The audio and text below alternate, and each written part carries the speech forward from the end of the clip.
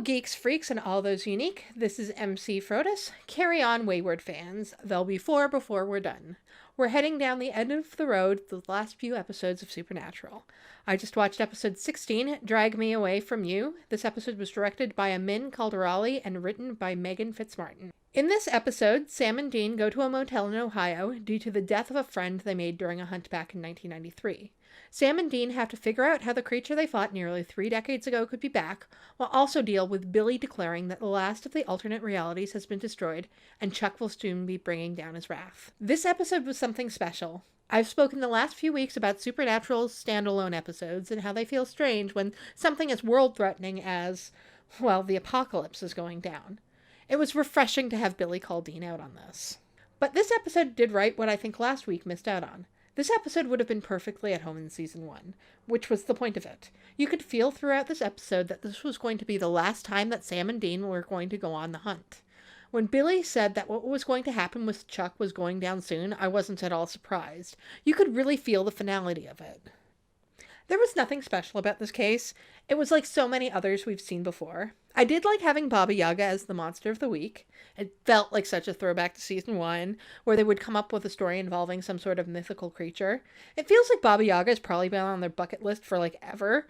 But you bring Baba Yaga in and you don't have a house with chickens' feet on it. I'm sorry, Supernatural. I'm going to have to put that in the same category as the Kitsune not being foxes, that I am going to side-eye you forever for that. Flashback episodes have long been a tradition in Supernatural. However, it's been a few seasons since we've seen one. It feels fitting to have one this close to the end, especially this one. While it's not stated outright, it's deeply implied that this was the first case Dean and Sam took without their father present. This contributes to the feeling of finality. We've come full circle. Supernatural started out as a show about 2 brothers traveling from town to hunt supernatural creatures. We see in this episode that dynamic truly coalesce. Despite it being set to 12 years before the pilot, the flashback seeds Sam's desire for a normal life in college, and Dean's adamance that their life should be dedicated to hunting. This sets it as an immediate precursor to what we see in the pilot. Dean is even literally haunted by the ghost of his past self, as Baba Yaga is able to manifest as 14-year-old Dean. With Chuck's flair for the dramatic and the need for symmetry, it's not a surprise that he should wait to attack until after Sam and Dean finish this case. This case is by the numbers. Everything about it evokes the simplicity of season 1. The boys are on a case, they have to look into the lore. Sam even says, "Check this out." Everything is fairly simplistic. Yes, we do have a central theme of the episode, but that's just keeping secrets is bad. However, this isn't really new ground for Supernatural. It's actually the most well-trod ground Supernatural has. Maybe except for, you can't sacrifice yourself for me and the world. But the fact that it's such well-trod ground contributes to the classic feel of this episode. It doesn't need to be overreaching.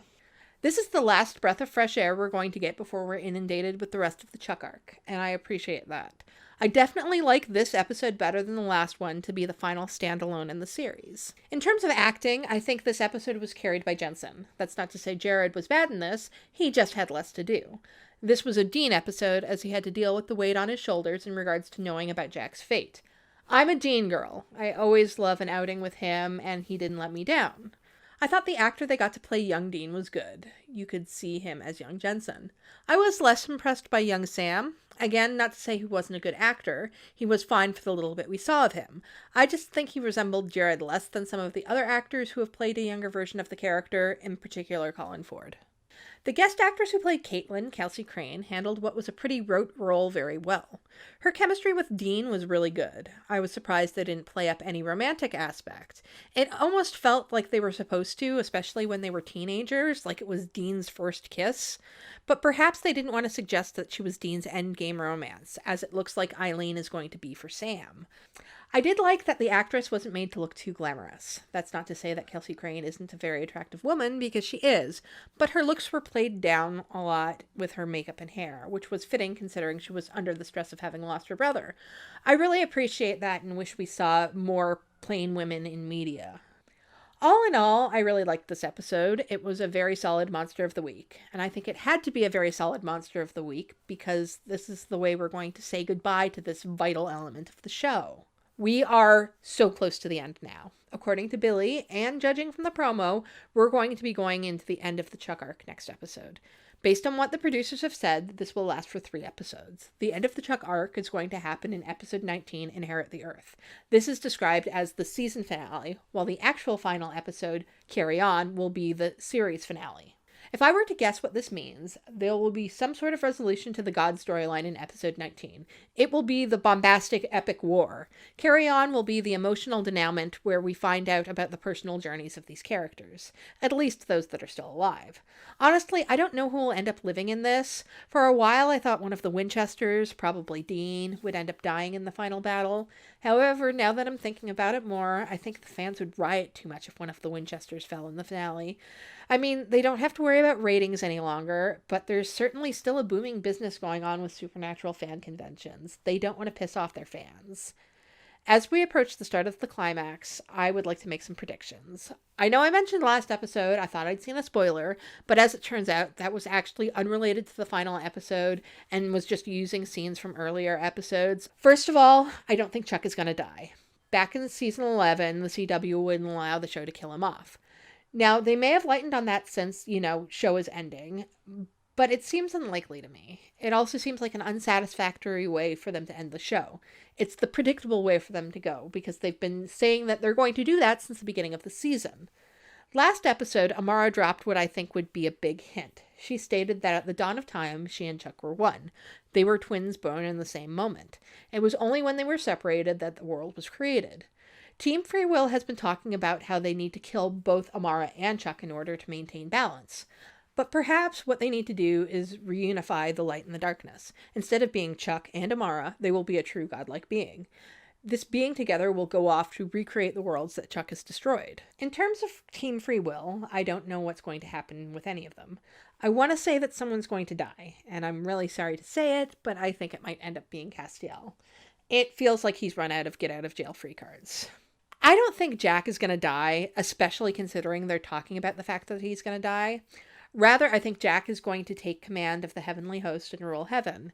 It seems somewhat fitting to me that Lucifer's son should be the one to eventually reunite the angels, and if anyone has a good enough heart to look after the souls in heaven, it's Jack.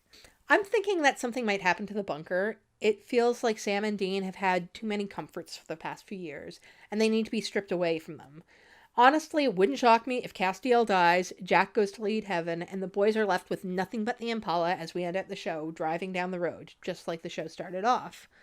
So comment down below what you thought of Drag Me Away From You. Tell me what you think is going to happen in the last few episodes of the show. Please respect my wishes to not have any spoilers for the rest of the season, but I would love to hear your predictions.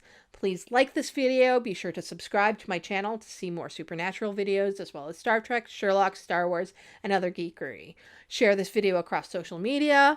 All of that helps support this tiny channel. Also head over to my Patreon and support me there. You can get access to early videos, polls, and other fun things. If you're looking for something to wear, you can hit up my TeePublic and Redbubble. You'll find my shirts there. Today is my Fanfic Trope shirt. Until next time, have a wonderful day, live long, and may the force be with you.